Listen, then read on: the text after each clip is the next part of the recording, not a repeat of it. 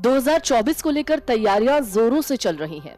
विपक्ष को गोलबंद करने की कोशिशों के बीच एक एक करके दिग्गजों के बयान सामने आ रहे हैं।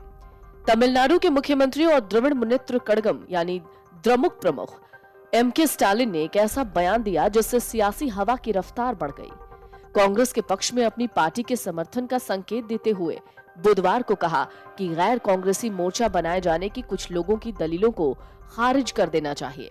स्टालिन ने अपने जन्मदिन के मौके पर किए गए संबोधन में क्या कहा, जानिए। चुनाव बाद गठबंधन और तीसरे मोर्चे के प्रस्ताव विचारणीय नहीं है। 2024 के लोकसभा चुनाव इसे लेकर नहीं होंगे कि सरकार किसे बनानी चाहिए, बल्कि इसे ध्यान में रखकर होंगे कि सत्ता पर किसका नियंत्रण नहीं होना चाहिए। भाजपा को राजनीतिक रूप से हराना होगा और सभी विपक्षी दलों का ये एक अकेला लक्ष्य होना चाहिए। इसी से आम चुनाव में जीत मिलेगी। अगर राष्ट्रीय राजनीति राज्य आधारित राजनीतिक मतभेदों के आधार पर तय की जाएगी तो इससे हमें ही नुकसान होगा। कुछ लोगों ने गैर कांग्रेसी मोर्चे के गठन के पक्ष में दलीलें दी हैं, जिन्हें खारिज किया जाना चाहिए और संसदीय चुनाव में चुनाव बाद का गठबंधन व्यवहारिक नहीं है। राजनीतिक दलों को अपने मतभेदों से ऊपर उठकर लोकसभा चुनावों में भाजपा को हराने के लिए एकजुट ताकत के रूप में खड़ा होना चाहिए। तीसरे मोर्चे की बात बेमानी है। मैं भाजपा का विरोध करने वाले सभी दलों से इस बात को समझने का अनुरोध करता हूं। सीएम स्टालिन ने कांग्रेस के राष्ट्रीय अध्यक्ष मल्लिकार्जुन खड़गे को जन्मदिन के मौके पर साझा मंच बनाने को लेकर धन्यवाद दिया और इसे सबसे अच्छा उपहार कहा। उन्होंने कहा, ये केवल मेरे जन्मदिन समारोह का मंच नहीं है, ये भारत में एक विशाल राजनीतिक मंच की शुरुआत है। मल्लिकार्जुन खड़गे ने एक साझा मंच बनाकर जन्मदिन का सर्वश्रेष्ठ उपहार दिया। इसके लिए मैं उन्हें धन्यवाद देता हूँ। एमके स्टालिन ने 2024 के लोकसभा चुनाव में विपक्ष की जीत सुनिश्चित करने के लिए कांग्रेस के पक्ष में अपनी पार्टी के समर्थन का संकेत देते हुए कहा कि गैर कांग्रेसी मोर्चा बनाए जाने की कुछ लोगों की दलीलें ठीक नहीं है। उन्होंने कहा कि चुनाव बाद गठबंधन और तीसरे मोर्चे के प्रस्ताव विचारणीय नहीं है।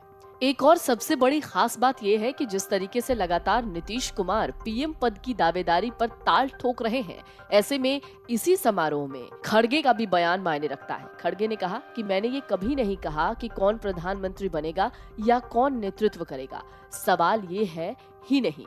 मैं तो यही चाहता हूँ कि हमें साथ मिलकर लड़ना चाहिए। जम्मू कश्मीर के पूर्व सीएम फारूक अब्दुल्ला ने खड़गे की बात का समर्थन किया और कहा कि हमें मिलकर चुनाव लड़ना चाहिए, ये बाद में तय कर लेंगे कि प्रधानमंत्री कौन बनेगा। कांग्रेस अध्यक्ष मल्लिकार्जुन खड़गे ने कहा कि तमिलनाडु में कांग्रेस डीएमके गठबंधन ने 2004, 2009 में लोकसभा और 2006 और 2021 में विधानसभा चुनाव जीता था। हमें 2024 की लोकसभा जीत के लिए यूपीए गठबंधन और अगुवाई करने वाले नेतृत्व को मजबूत करना चाहिए। सभी विपक्षी दलों को साथ होना चाहिए। कुछ इसी तरीके की बात फारूक अब्दुल्ला ने भी कही और नारा दिया कि जागो और एकजुट हो जाओ।